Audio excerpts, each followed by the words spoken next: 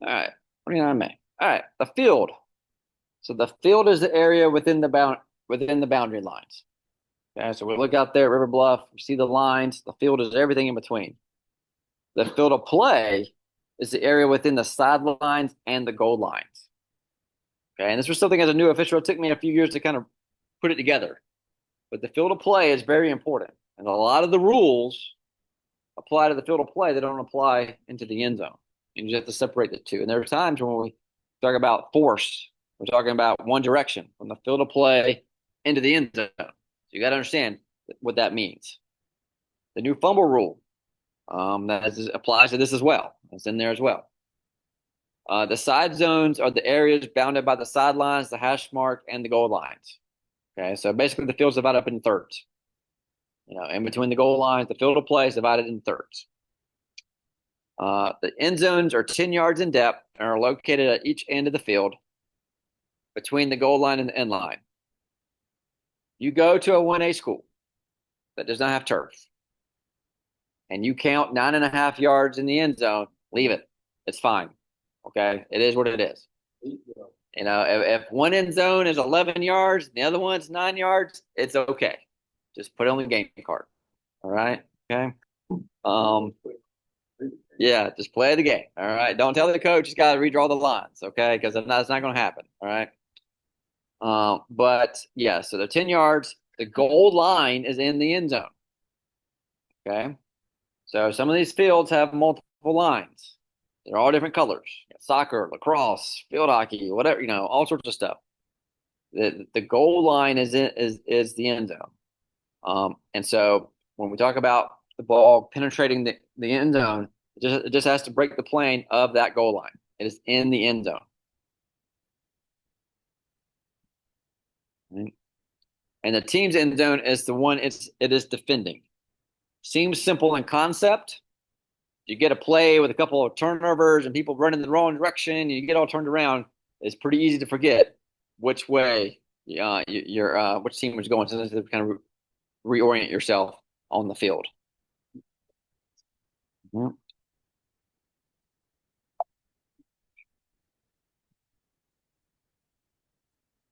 One other thing I want to say about the field area. So a lot of these fields, turf fields, have a line against the end line.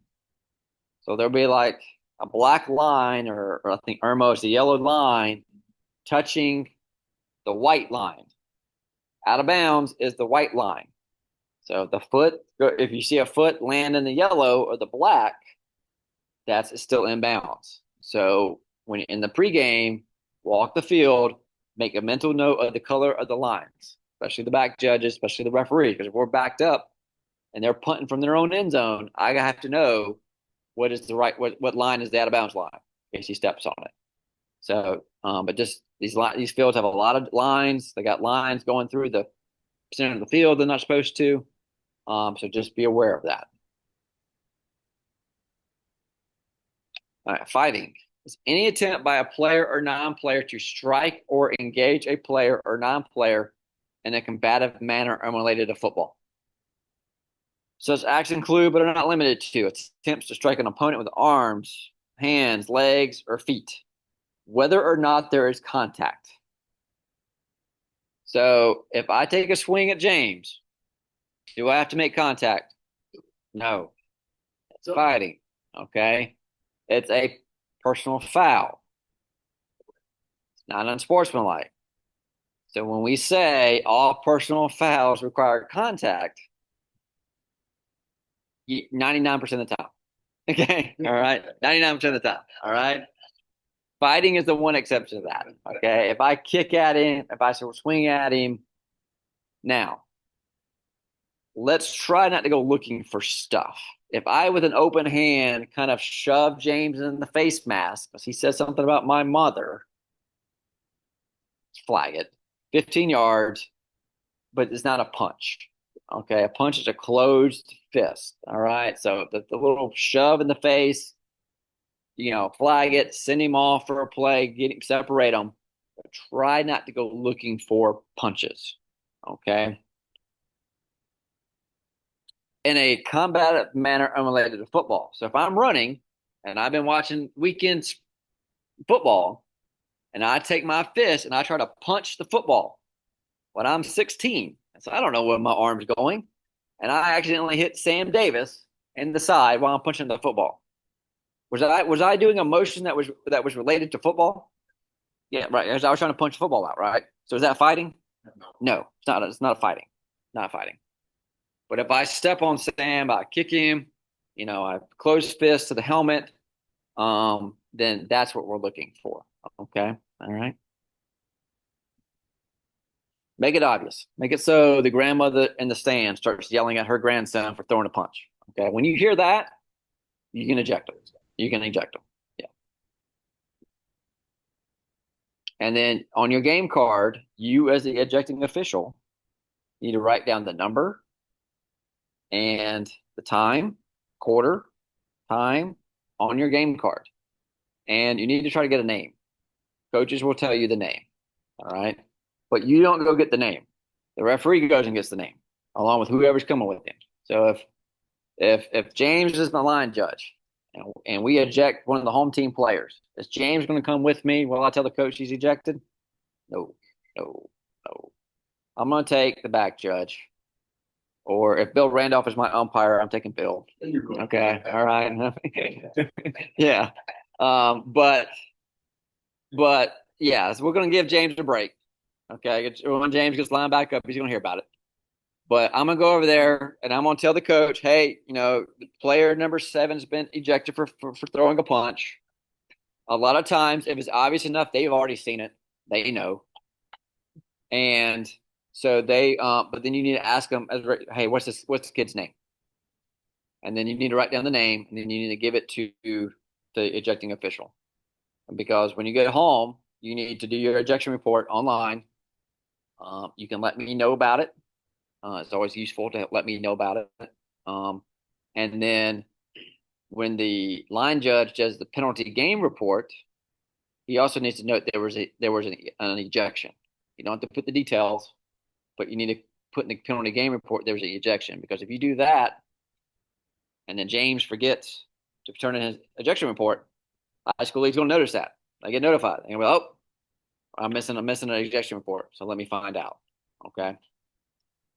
Um, and again, just let me know those things because I can help you. And if you're not quite sure what to say, and you want to ask me, Sam Davis, Dave Demery, Patrick Quilty, Joe Hightower, John Price, we'll help you with the wording. Okay, so they don't want conjecture. They just want to know what happened. Number 7 got tackled, got mad, or number 7 got tackled. He got up and he punched number 10. That's all they want.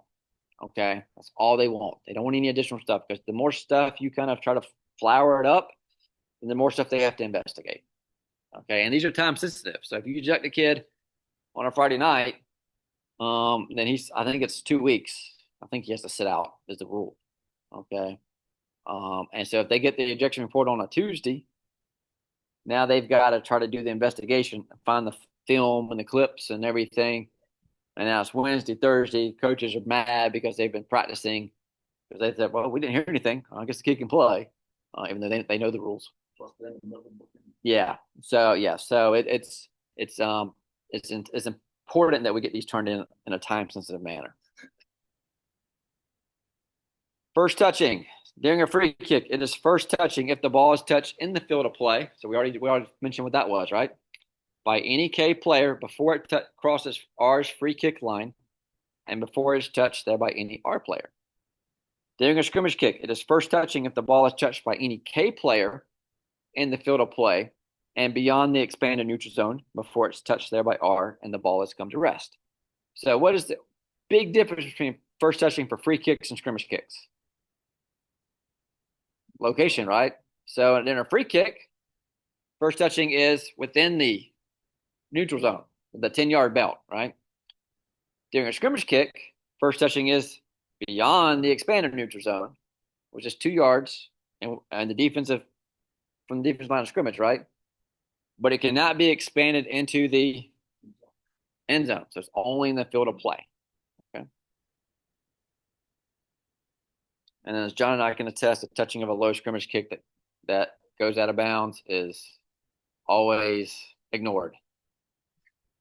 True, true, true. John and I, we learned something. Yeah.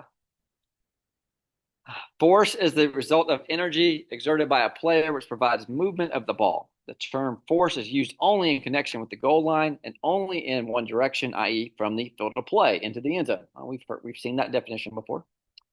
Initial force results from a carry, fumble, kick, pass, or snap. After a fumble, kick, or backward pass has been grounded, a new force may result from a bat, an illegal kick, or a muff. Responsibility for forcing the ball from the field of play across the goal line is attributed to the player who carries, snaps, passes, fumbles, or kicks the ball, unless a new force is applied to either a kick, fumble, backward pass has been grounded. A lot of words there.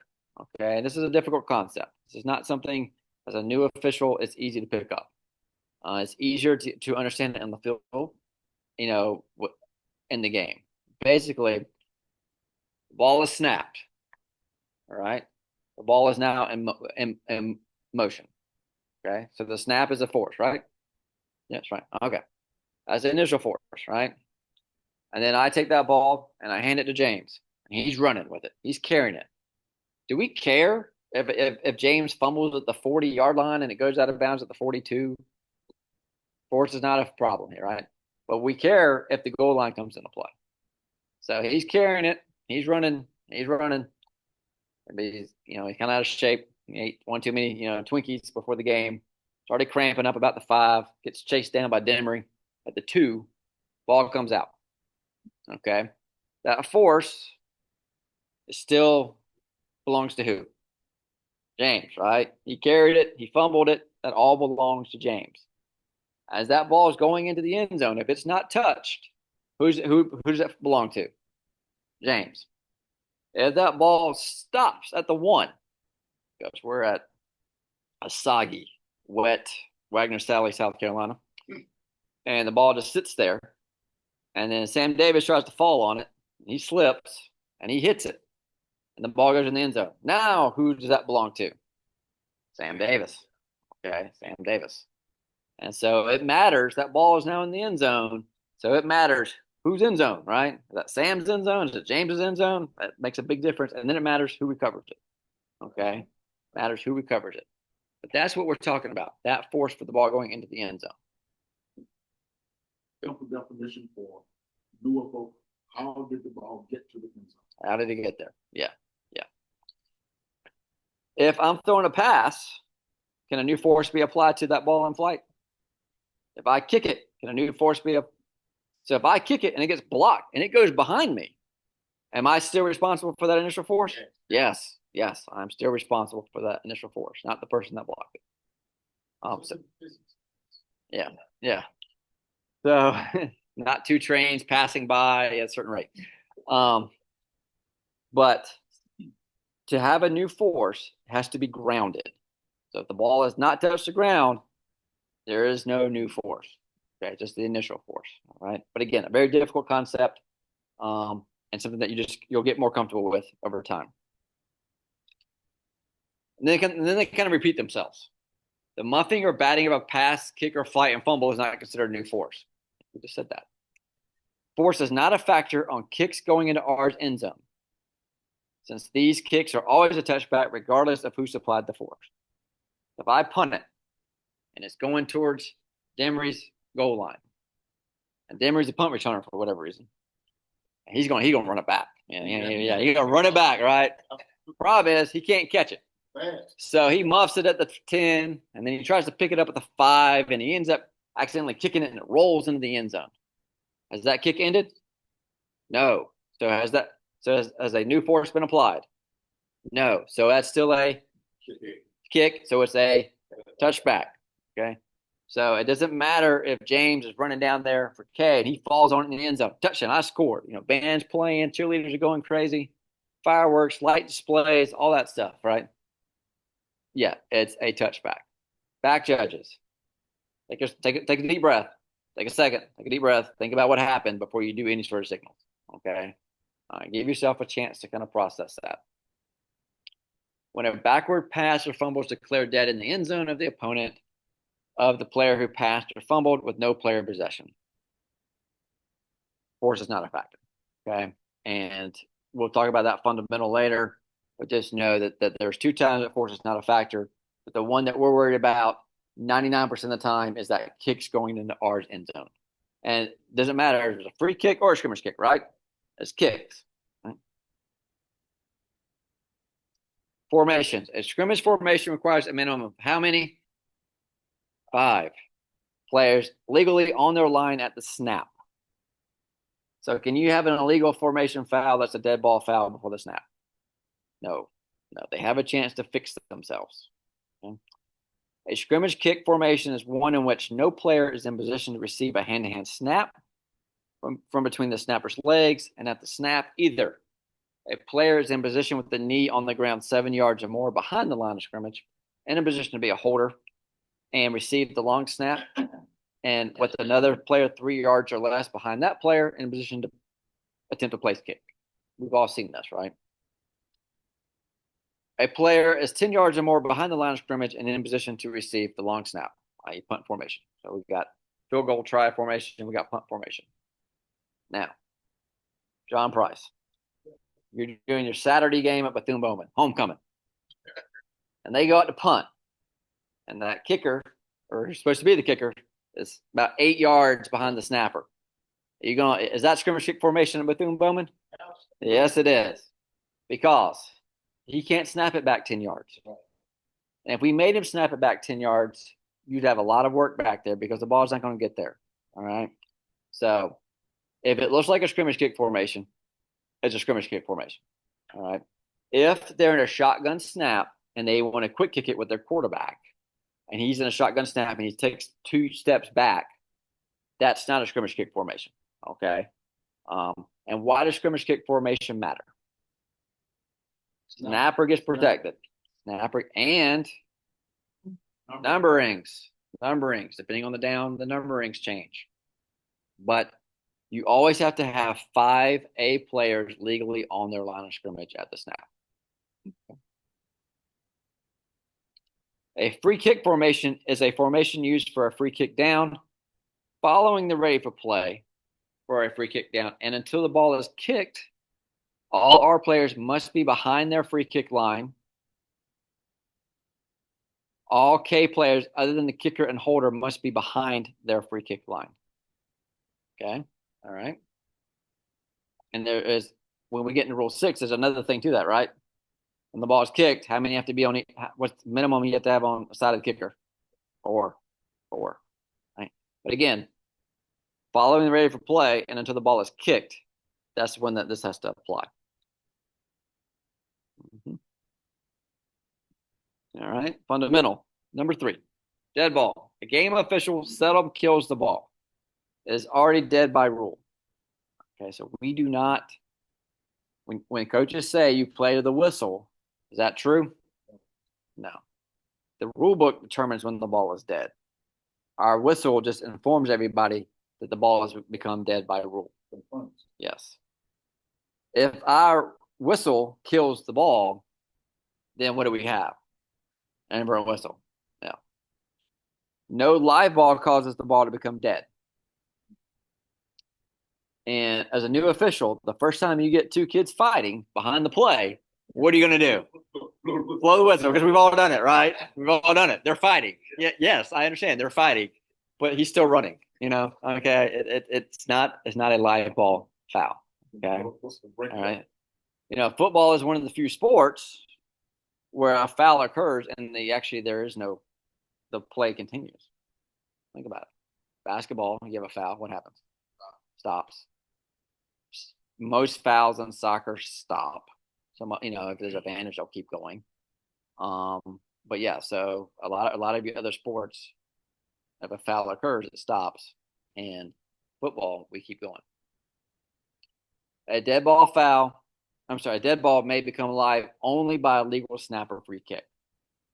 Okay. Catching is always preceded by touching of the ball. That's if touching causes the ball to become dead. Securing possession of the ball has no significance. So if you've got a loose ball, fumble near the sideline, James and I are trying to recover it. James has a toe touching out of bounds, and he touches that ball, and then I jump and I secure it. Is the ball dead? Yes, because he was just touching out of bounds when he touched the ball. That's it for the definitions and fundamentals. Any questions? All right, for those of y'all on Zoom,